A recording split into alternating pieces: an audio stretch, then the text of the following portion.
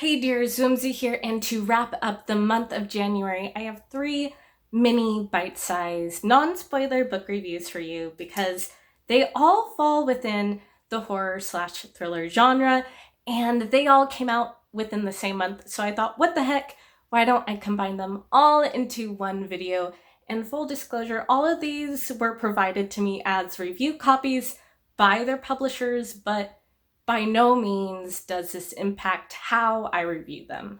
With that said, let's dive into all the horror and thrills. This first book I would classify within the Nordic noir/Scandinavian thriller genre. And what I mean by that is that one, it contains detective crime noir elements, and it's set in a Nordic country.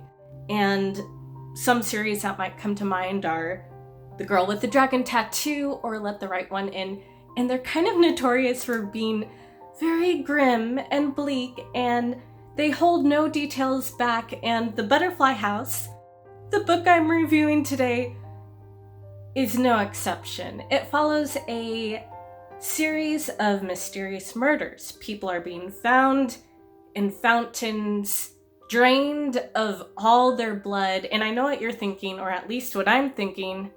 No, this is not speculative fiction. Sadly, there are no vampires here, only monstrous people. And I would say the opening scene is very gripping. It's filled with medical horror. I was cringing. However, I would say probably in the middle to like the 2/3 point, it does lag. It does get bogged down because there are multiple points of views. And some characters I find more interesting than others. One of the most interesting characters is a detective who's off duty because she's on maternity leave, and she's a workaholic, and she's resentful of her baby, and she just wants to kind of get involved in the case anyway. I found her fascinating, some other characters not so much. So yeah, for me this book gets bogged down by unnecessary characters and points of view. Otherwise, there are still some really cringy, visceral, descriptive moments that were impactful. And it has a satisfying conclusion. So I thoroughly, can I say enjoyed?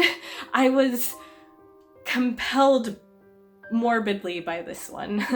Okay, the next one is another crime thriller because that's what I'm into and that's what I'm all about. And this one is called If I Disappear, and it follows a woman named Sarah who's lost her job. She's divorced her husband, and she doesn't have a whole lot going on in her life right now. So when her favorite true crime podcaster, Rachel, stops uploading episodes, she decides to take matters into her own hands and investigate. And for this one, I did see a few of the reviews and people are complaining like they didn't find it believable that Sarah would be obsessed with an influencer, content creator, and go searching for her. But just from firsthand experience, like me as a content creator and knowing other content creators, fans/stan stalker fans can get very obsessive. So for me personally, I find it very believable. Like I know like a fan showed up at James Charles' house. Please don't do that. I love you guys, but please don't just try and find me. Anyways, I found that part believable. I didn't inherently take issue that Sarah was obsessive. She was an interesting, unreliable narrator, and we're left as readers wondering, is she onto something here, or is she out of her mind? Is she making a mountain out of a molehill? No. What issue I had with this book was that Sarah didn't really have any defining personality or characteristics outside of being obsessed with true crime. Like, just give her a few personality quirks or something. But yeah, the characters were a little bit one-dimensional. The concept was interesting, just me as a fan of true crime. I was into it and trying to investigate alongside with her. So it was a mixed bag for me. Concept, yes. Characters, no.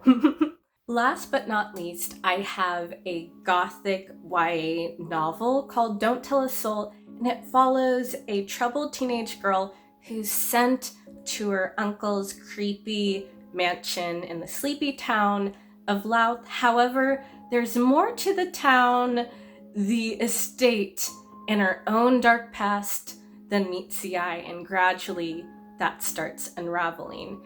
And I gotta say, this feels like a love letter to Gothic literature. Like, the main character, her name is Bram, like Dracula.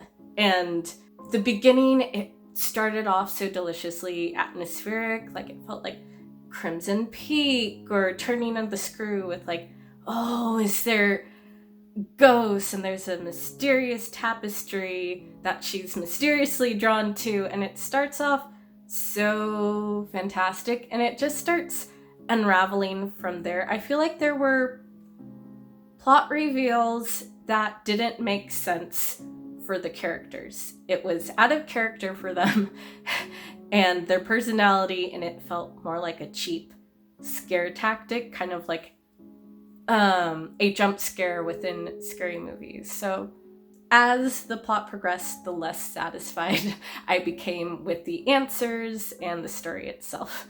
So that was a disappointment. It just kind of nosedived.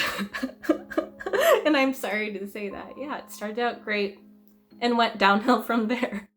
All right, those are all my reviews for the month of January. And I'm sorry if I was a little bit picky. I wasn't completely absorbed in any of them. I think I'm just really picky right now. And plus, with depression, it's been difficult for me to enjoy anything. I think I've been looking for a very particular weird type of sci-fi right now for me to get into, which I've been starting to read, and I have arcs of, which I will unveil later, so it's a secret. I have some good novels to review in the future, so look forward to that. If you've read anything interesting, whether it's a new release or not this year, let me know down in the comments. As always, thank you for watching, and I'll catch you on the flip side. See ya!